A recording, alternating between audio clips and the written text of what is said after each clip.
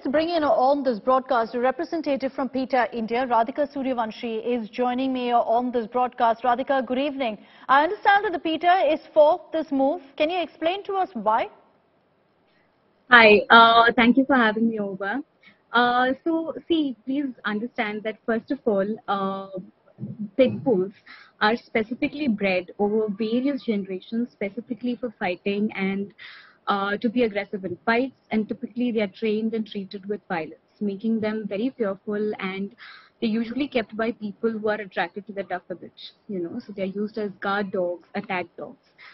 They are also the most abused breeds because they are only kept for dog fights and they live a very miserable life at the end of the chain. They are dog fights which are actually illegal in India are still prevalent in parts of India, especially in northern India. And these breeds are specifically chosen for that because they are among the bully breeds, as they are called. But what about, so we are Radhika, requesting for a ban on dogs what about the fact that there are people already in Ghaziabad who own pit bulls? Doesn't this lead to, some sort of fear being spread? Yes, I agree with you that, this breed was specifically used for dog fighting. But then the solution can't be a blanket ban because then you're also triggering this fear where people will abandon pit bulls. The ban can be achieved by requiring citizens to declare their pit bull type dogs for mandatory sterilization and government registration within a month of this directive being issued. And according to the news about this resolution that was passed in Ghaziabad, it says that they have given a 2 months time to seize the registration of these breeds, requiring the existing owners to register and sterilize their pets within this period. I have two questions for you. One is, isn't the need of the accountability on the part of the pet parent and not to really punish the breed per se? Secondly, do you agree with what the administration has said in the sense that people who live with dogs in apartments should use only the service lift? These dogs should be muzzled before being taken for a walk?